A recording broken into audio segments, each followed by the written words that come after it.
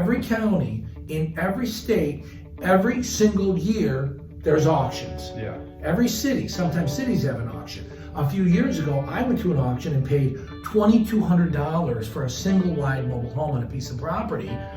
The counties don't want the property, they just want the money. I was able to make a deal with a local county. I paid about $4,500 to the local county tax authority. You buy the property wholesale, you fix it up and you rent it. Then you borrow against it. And then you use those proceeds to buy bigger properties. And a deed is a very, very valuable thing because historically a lot of people have never been able to own land. Jewish people weren't able to own land, Irish people weren't able to own land, minorities in a lot of countries were discriminated against for a long time. Anybody can own land in the United States. So having a deed is we take it for granted, but it's actually huge. Whether you rent it, whether you sell it, flip it, hold it, or just mow the lawn and paint the house and put a for sale sign out there. So Ben Moskal here with M.O.R.E, Municipal and Real Estate. I'm here with Bob Hool. Bob, I invited you in today because you're a real estate investor. You've got tons of experience. Not only have you invested in lots of different types of properties, anything from single family to mobile home parks, but you've done everything creatively.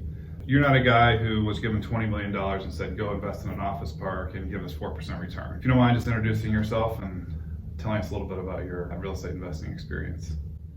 Hello, my name is Bob Hool, and I've been involved in real estate really my whole life. My father is still alive. He's 89 years old, still a real estate investor, still owns mortgages, and still loves the deal. So that's kind of, real estate's in my DNA. I think, candidly, one of the best assets I have is the fact that I'm still here and still excited about real estate. Because about 14 years ago, candidly, I was a bit too over-leveraged, and I lost everything. I mean, I didn't lose my wife and my kids and my health, which are really the most important things in the world. God and country, family, your wife, your children, your health. So there's a lot of things to talk about in real estate, but I think one of the greatest assets is conviction and strength, and knowing that you get through some tough times. Because real estate is great, it's fantastic, it's the greatest. I don't know, it's incredible. But getting through the tough stuff, not just in real estate, but in life, it makes you a stronger person, it makes you better prepared, and brings greater success later on. I think that's almost more important. Confidence. Be willing to take a shot. Be willing to make an offer, even if it's a kooky offer or a lowball offer, as long as it's reasonable and you're trying to be fair. I believe that there's tremendous opportunity everywhere, and there always will be. We can talk about that a little more, but yeah, and let's talk about that, because what we provide is information to investors, specifically tax foreclosed properties. Yes. So some people may look at that and say, well, you're taking advantage of people, you are, maybe grave dancing. Right. Someone had it, but you have a very different perspective. I'm glad you brought that up. It's very important. We live in a great country, and we're a very wealthy country, and there's tremendous opportunity here, and there will continue to be so. Regarding tax foreclosed properties and distressed real estate investing, years ago I was with my father one day, and we were driving down a country road, and I saw this little hamlet which was kind of depressed, and he pulled over to look at a property, and I said to him, why would you want to buy this property? I said, there's no market here. And he looked at me and he said, not true. Where there are people, there's a market. The reality is that things happen in life. Life happens. Some people have a tough time. Some people get older, and maybe a spouse may pass away and they can't handle the mortgage, or they can't handle the taxes, or they can't handle the maintenance on a property. And maybe they don't have family that has money or understands real estate.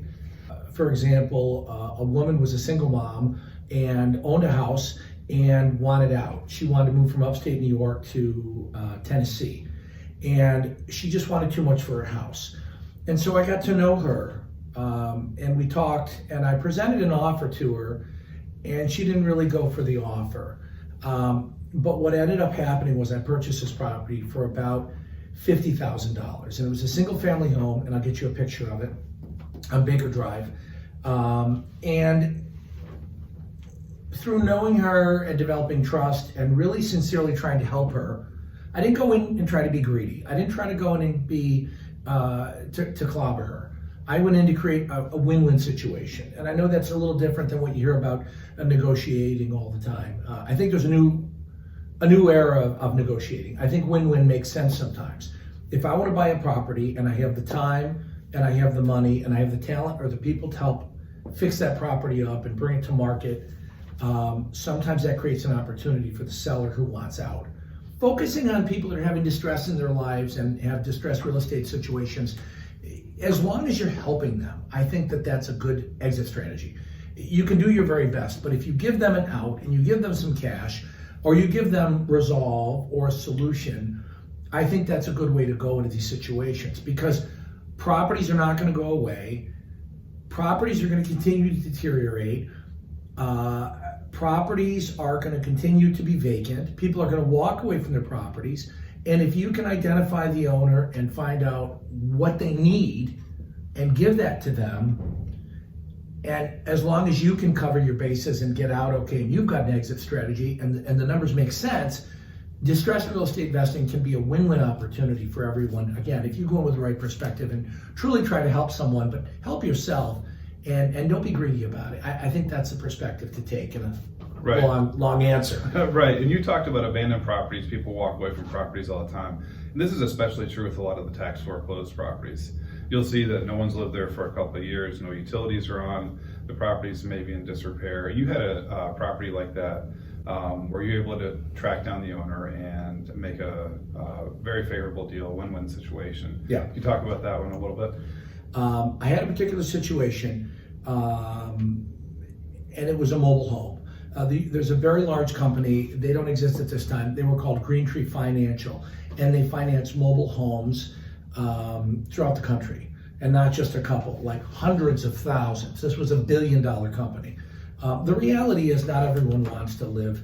I know people that retire, go to Florida, and they say they just want to live in a 2 or 3 bedroom mobile home, and they don't want to have anything other than to mow, a 14 square foot, piece of grass. They don't want any responsibility, and they just want to simplify. And for some people, this is a housing alternative. Millions of people live in the mobile homes. This particular situation was a company called Green Tree Financial. I had a relationship with the wholesale bank rep. And at the time I owned some mobile home parks, so I needed inventory, I needed homes. Well, he called me one day and said, look, I've got a home that, and I'd called him too. He said, I have a home that I need to sell. I'm not sure if you're interested. And long story short, it was a 3-bedroom home. It was in a very rural area and a backcountry road. And he said he wanted $5,000 for it. I called him up. I knew the property had a little bit of value, but I also knew that this particular home had on an expansion and a porch and another bedroom added on. And the property was in tax foreclosure with the local county, and he moved away. This company, Green Tree, said we want $5,000 for the home. And candidly, I never even saw the home, but I knew it had all these additions on it. And I called the rep back and I said, look, this home has a lot of additions on it and you want $4,000 or $5,000. And I said, I don't see the value, and I'm going to spend so much money on moving it. I'm interested, but you're not going to like my offer. And basically he said, make me an offer. And I said, I don't want to insult you. He said, make me an offer. And I said, listen, I got to spend $2,000 or $3,000 or $4,000 potentially to move this home. The numbers don't make sense. So I liked the guy, and he was a good guy. He said, make me an offer. And I said to him, okay, my offer is $450. And he said, sold. And I want to make it clear that I hadn't even seen this home, but I felt that it had some value, and I felt that for $450, I had very minimal risk. Right. And I had a good relationship with him, so I trusted him. And anyway, so long story short, it's very interesting. The homeowner had distress in his life. He moved away from the property, yet he still owned the land. The home he was technically evicted from. So I was able to track down through a mutual friend this guy. I didn't have his phone number, but I knew where he lived. And I literally wrote on a piece of paper his name, and I said, this is who I am, and I'm interested in buying your property, and I want to pay you. And I put it on his door, and I didn't hear anything. And then I got a phone call about 2 weeks later, and the guy called me up and said the property's in tax foreclosure. And I said, yeah, I'm aware of that.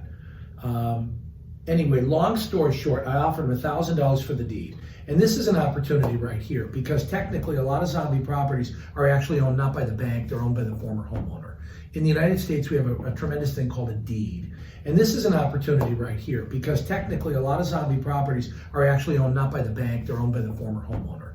In the United States, we have a tremendous thing called a deed. And a deed is a very, very valuable thing, because historically a lot of people have never been able to own land. Jewish people weren't able to own land, Irish people weren't able to own land, minorities in a lot of countries were discriminated against for a long time. Anybody can own land in the United States. So having a deed is we take it for granted, but it's actually huge. And until you convey or transfer the deed, that property is yours. And you can sell it, you can rent it, you can do anything you want to it until the deed is transferred or until it's foreclosed on. Long story short, I was able to make a deal with a local county. I paid about $4,500 to the local county tax authority. I gave the owner $1,000. He transferred the deed to me, and I was able to make this deal to buy the home for $450. I put about $1,200 into this home, so I had roughly $4,500, $5,500 with my purchase from the owner of the land, $400 or $500 on buying it, so $6,000. Then I had maybe $1,000 or $1,500 in some costs and cleanup. I had about $7,000, $7,200 completely invested in this property. So it was a mobile home, and I walked in the door, by the way, and there was a brand new furnace and a brand new hot water heater. You're halfway back to your ROI right there. Yeah, exactly. Yeah. And so the bottom line is that I put an ad in a local paper, and people still read the paper, but you put an ad out there, and I put 3-bedroom, 2-bath home for rent on 4 acres, and I wanted $800 a month, and I wanted first month's rent and deposit, and I got a renter. And the neighbor had actually told me a week after they moved in that the father-in-law had moved in and they had an additional dog. So I actually called him up and said, look, if we need to do this deal, I need 1 more month's security. So the reality is they ended up giving me, they said, okay, they ended up giving me $2,400. So in essence, I got almost 33% of my property, my money back, my investment back within 60 or 90 days. But the key was people were so intimidated about the fact that it was in tax foreclosure, back to your point. Right. The reality is that even though a property is in tax foreclosure, until the county or the state court forecloses on that property, it's owned by the owner. So there's a lot of different avenues to buy property and acquire property in a wholesale capacity. But what I was able to do was make a deal with the former owner, give them a little bit of money. It was win-win. He needed that $1,000. He transferred the deed. To this day, I collect $550 after the tax escrow and put it in my pocket. I received all my money back in 7-8 months at the most. So an incredible real estate deal. But I had a distressed seller, a distressed property. I was able to give him money. He completely walked away. Let's be candid. When people move away from the property, they're burned out. They feel that they're powerless. It's their only option. Yeah. So when someone picks up the phone and says, I want to give you money, $1,000, they don't care. They've already walked away from the property. They could use the money sometimes, and they've already moved away. Yeah. So you're actually helping them, and you're helping yourself. So these are the opportunities that I focus on, but these are the opportunities that M.O.R.E provides, because by getting a hold of these properties that people haven't paid the taxes on, it's a wholesale opportunity, and it happens every year in every county in every state of the United States. So the inventory is not going to stop. And it's that simple. This is a tremendous opportunity to acquire properties. There are many methods, but that one was relative to a county tax foreclosure issue, and I was able to, finagle it. And just to recap on this one, you get roughly 30 of your money back away. Yes, within 60 days. And then it cash flows $500 a month. $550. Actually, they pay me $710 a month. So I have about $250 a month that's devoted towards taxes. So it's a totally hands-off. It's a passive income stream right now. I sold it to them. I don't rent it to them. I sold it to them, and I hold the mortgage. My company has the deed. I do what's called a land contract or a lease option. There's different ways to do this. It's basically an unfiled mortgage. And I want to be fair about that too. It's another subject, but I don't want to be a guy who rents to someone for 10 years and they fall in hard times. They get 2 months behind and then I kick them out. Right. The reality is you want to be fair. and if you've made a lot of money off someone, you want to be fair. But yeah, it's a land contract, Right. and technically the deed is still in my name and my liability, and I have insurance on the property, but I don't do anything. In fact, I haven't been to the property in 3 years. Right. And that was just one time to stop in because I was in the area. And it's I get- mailbox money, right, every month? Every money. I Yeah. go to the P.O. box that's there Right. every month. Because why don't we talk about that? Because that's one property, and so because you wonder why are we, jumping through, or why are we taking these steps to invest in real estate? What is the, what's the upside? What's the exciting part? A lot of people, use one property to pay for a son or a grandchild's college education. Yeah. I think that the subject of the topic here is really what your goals are. Right. Some people want to be a full-time real estate investor. Other people say flipping and investing in homes is very common. It's very fashionable to say, I'm flipping homes. There's a lot of guys, a lot of people, men and women, who've been flipping homes for a long time. But it's important to it's about one thing. Real estate's about return on investment. That's all it's about. With that previous deal, it was about one thing. When am I going to get my money back? And I got my money back within 8 months. I got 30% back within 60 days. Mm-hmm. So that's critical. It doesn't have to be the most fashionable property. It doesn't need to be in the posh neighborhood. But return on investment is critical. So with that in mind, if your goal is to send a child to college, or to create an income stream that's going to support your retirement, or to subsidize your lifestyle, or maybe your current job doesn't bring you enough money, 1 or 2 or 3 pieces of property can create this passive income. Mm-hmm. So there's other subjects there, but set a goal. But even one piece of property. So it's important to have a plan and see how it goes. Right. But yes, that monthly income has been fantastic. And candidly, when I talked before about losing everything, thank God I had a few pieces of property.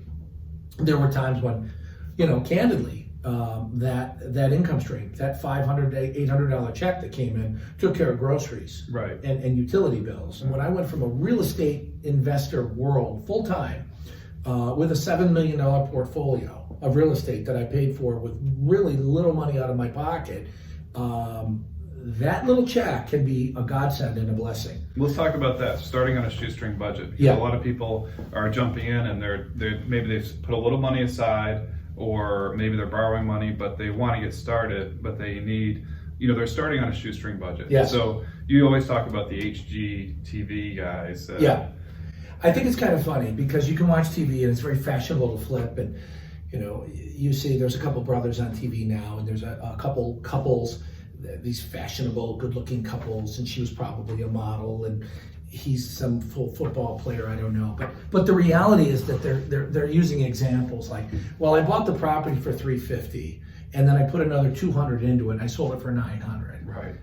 The reality is most people don't have $200,000 and $300,000.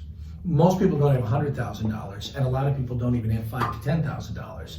So the reality is that if you're creative enough, on a very little budget, you can find properties and find opportunities. Mm-hmm. And the municipal owned real estate deals are perfect.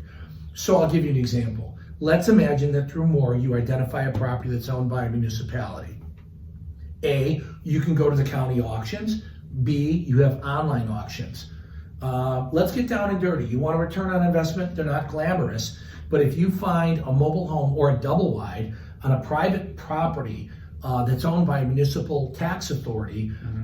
a lot of the time people say, oh, they're trailers and I don't want to have anything to do with them. And I'm not trying to focus just on this facet of real estate, but the reality is that if you can rent a 3-bedroom home or a 3-bedroom single or double wide mobile home versus a stick built, a lot of the time you're getting 75, 80, 90% of the same amount of rent, but you're buying the mobile home or the double wide for 40 or 50%.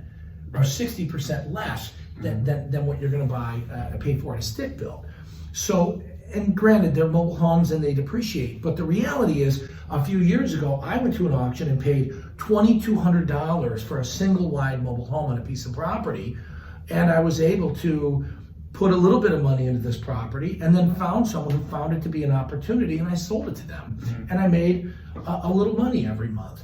But the reality is you don't need $200,000 to get involved in real estate investing. You can go to these municipal tax auctions, you can buy these properties, you can bid on these properties, you can find out the properties that are going to go to auction but are subject to tax foreclosure and haven't been foreclosed on yet. And do what I did. Get a hold of the owner, transfer the deed, and then acquire the property. And often with that deed, you can pay the tax before it goes to auction or be entering into a payment agreement with 10 or 20% down.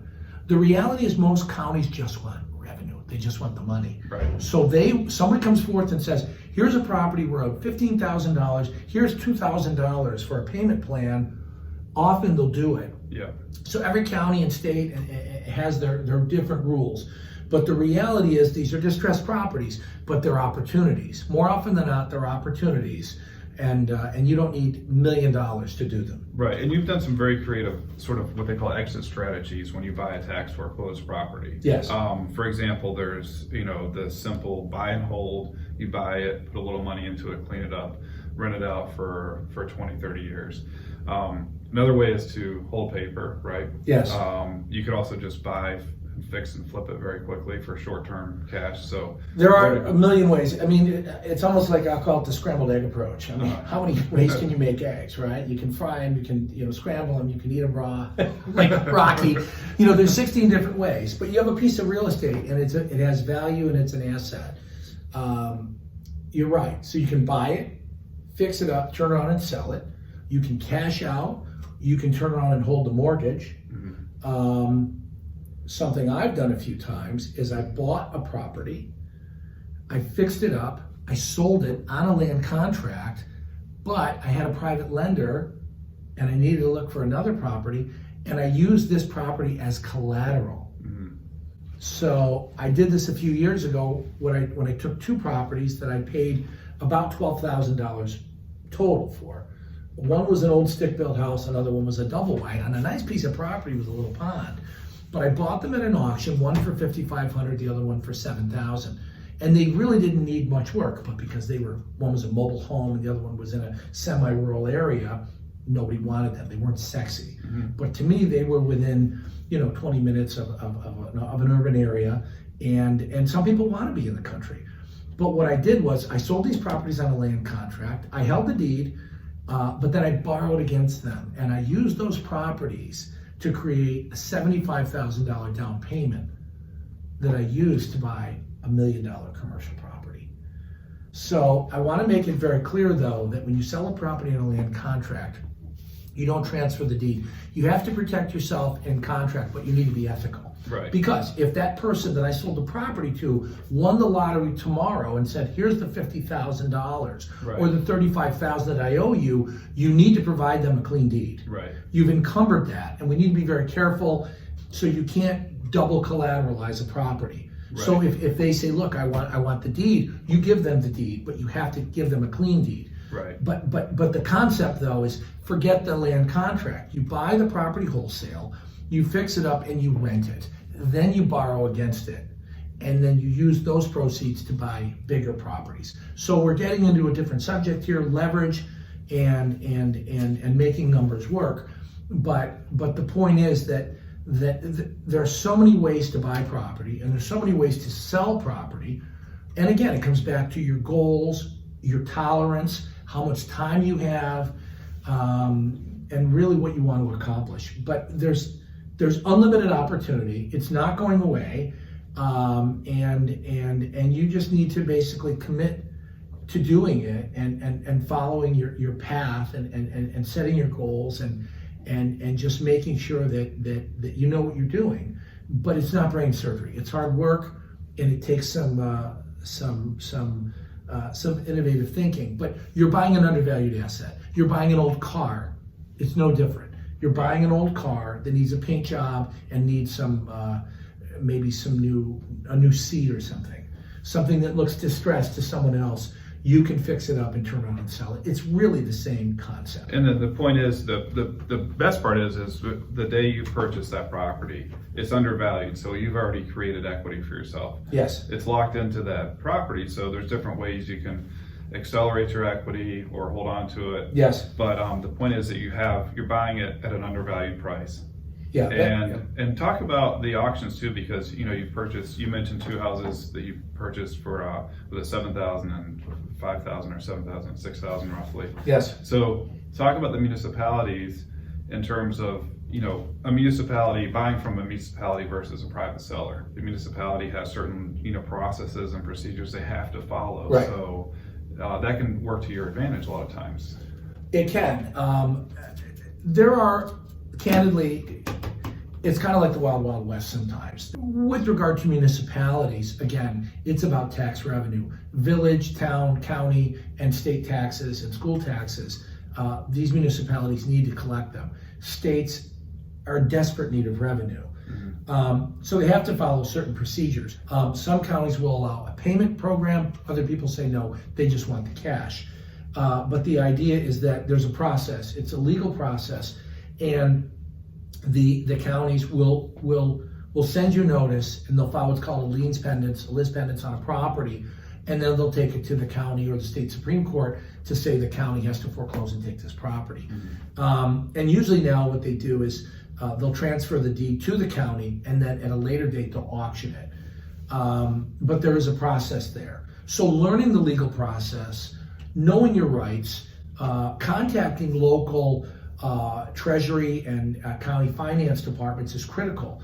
The reality is, again, especially in semi-depressed areas or areas where economically they need help, the counties don't want the property. They just want the money.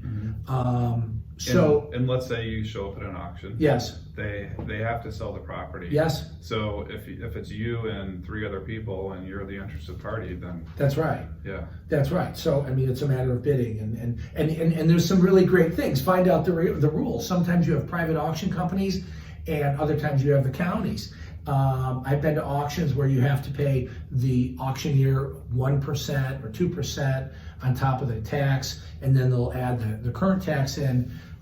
Sometimes I've been to auctions where you put a 10% deposit down that day, and then and you write a check, and you have a month to pay the balance. Right. I mean, I've been involved in situations where you put a check out, you pay the 10%, and then you go to the property the same day and you start cleaning it out. And technically, you can make a deal, find someone to rent it, invest it, right, put your time and money, and then you've got a month to walk in and pay the county, because it's about cash flow. Right. And part of my program with Guerrilla Real Estate Investing is not having a lot of cash to work with. So if you've got $3,000 or less, you're going to put some money up to the county. You're going to take that money and put it into the property. Right. Again, it's better to own the property. Sure. But as long as you know what you're doing, it's kind of fun to say, okay, I borrowed money or took money out of a property that I was getting rent from, that I made a lot of money on. You save up a couple months, you use it as a deposit on new property, and then you pay it off in a month. I mean, so the reality is, again, that buying wholesale from the counties is a very, very smart way to buy property. And this almost brings us into another topic. You've got a recent deal. Yes. Where if we talk about, buying with little money out of pocket. So this is another topic. It's maybe a little bit off topic, but we have another property which we'll take you to in just a few minutes and take a look at. It's a recent deal, but it's a little bit more of a higher end property, maybe. Yes. And it's one that you were able to purchase without a whole lot of money out of pocket, but you're still able to do that even though it's a tax foreclosure. Can you talk about that? Yes. Just to back up, I talk about understanding the legal process. Long story short, back to the concept of municipalities and counties needing revenue. Often you get a county that will have an auction to get their money to satisfy some or all of the back taxes. And sometimes the counties make a profit.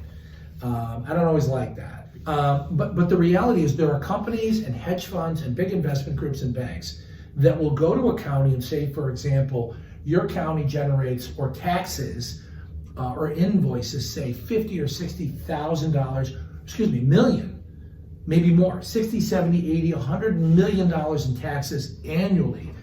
And you may have 25% of the people that don't pay their tax on time. So these funds will buy the tax receipts. And then if they go 2, 3, and 4 years, what's really interesting is in a foreclosure, the government, the state, the federal government has a right to supersede by law the current mortgage holders. Right. So this particular deal, I'll call it number 4. And just to back up too, so Yeah. you have a scenario where you have the county that's like, I need money today. Yes, And so they will sell the right to collect on tax delinquent yes, receipts yes. to a private company who will say, I'll give you 50 cents in the dollar. Probably a little bit more, but they're maybe buying it for 60 cents on the Okay. dollar. But the point is they do it for a profit. But the Okay. county gets 50-60% of their tax revenue. Right. So this particular company, and I'll say what it's called, Tower Capital, will buy municipal tax receipts. And so what's weird is that they're a private company that actually is owned by a foreign bank out of Japan that has quasi-government authority to foreclose on a first and second mortgage from another lender. But because they bought it from the tax municipality and they assigned it, they have this authority to, as a private entity, to be the government. Sure, yeah. So that creates opportunity. So in this particular deal, this property was distressed, and it's in a neighborhood, and the average home sells for $300,000 to $320,000 a year. And I was able to acquire this property for $127,000, and I actually had to pay taxes on top of that. So I put an offer to buy this property. They said I had to put a certain amount of money down to secure it. So I had someone that owed me some money, and we were able to figure it out. I had $5,000, they gave me $5,000. So I secured the deal by contract. Once you enter what's called consideration, if it's $1,000, $50, or $10,000, that was my property. It's a matter of closing. Yep. So anyway, I took the $5,000 I had $5,000 someone owed me. I gave this, through my attorney, $10,000 to this fund to secure the property. And then about a month later, we were able to close. A private lender lent me $150,000, and I acquired the property.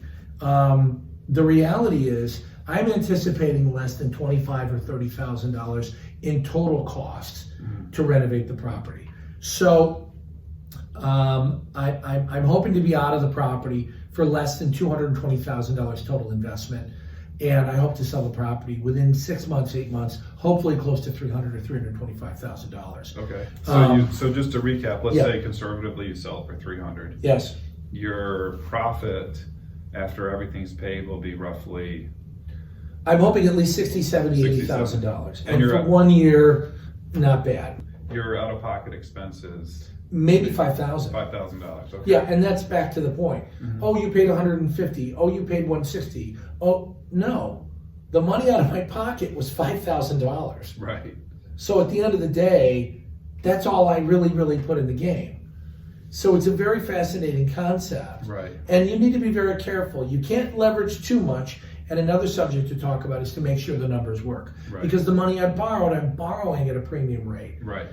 Banks are great, and sometimes you can have a relationship with a bank. Sometimes you can have a line of credit, which is great. And you need to keep good credit.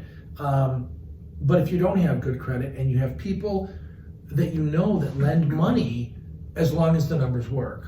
But the reality is that if you're confident and you're smart and you work hard, it's definitely an opportunity. And there's also the knowledge of knowing about where to find the deals. A lot of people don't. That's critical. Yeah. I heard one time that luck is when preparation meets opportunity. So if you set a goal and you want to be a real estate investor, if you have a few dollars or some money to invest, you know where to go look for the deals, and you know how to work the system to acquire that deed, and then have an exit strategy, and know how you can bring it to market, whether you rent it, whether you sell it, flip it, hold it, or just mow the lawn and paint the house and put a for sale sign out there. These are the 4 or 5 basics to the M.O.R.E program. Right. But that municipal tax auction concept is critical because, again, in every county, in every state, every single year, there's auctions. Yeah. Every city, sometimes cities have an auction. And again, through some hard work, knowing the neighborhood, knowing the opportunity, knowing the market, someone's willing to pay for it. Someone's willing to live there. Sometimes you need to look at the property and say it's a little bit distressed, but this person is maybe a carpenter kind of person who needs a home and sees an opportunity because they're going to do the work. work. So those municipal tax auction opportunities, I think, are superior. And again, there's a plethora of supply that's never going to go away, and there's never going to be a lack of inventory, ever. A lot of people they say, well, I can just go to the county and get the information for free. A lot of times, gathering information is a very time-consuming and arduous process. So, for example, some counties, you ask for a list of tax foreclosures, they give you a list of tax map numbers. Yes. You have to actually walk in, look up the book. No one has that kind of time That's to do right. that. I mean, the research is critical. You're Right. exactly right. I just said it before. The number one piece, you've got to find the opportunity, the house to buy or the property to buy. So that's right. So if you can go to the M.O.R.E website, and that's going to identify a county that's 20 miles from me that has a property for sale or is going to be going to auction, that time factor is critical. Right, and sometimes we identify the off-the-radar type opportunities. A lot of people haven't heard of Tower Capital. Right. So if we're able to provide that service for people and say, look, these are a little bit off the radar, there's very few people that know about them, but here's opportunities that, otherwise you might not, be aware of. Introducing those to people is something that we really enjoy doing. So. Yeah, and on that note, okay, let's say I find a county that I know there's opportunity, or an area that I know is undervalued properties. And usually it's might be right in municipalities, but a lot of times they're a little bit outside the A markets. They might be the B markets or the C markets. Look at the time it takes to drive there. Look at the time it takes to go to the county clerk.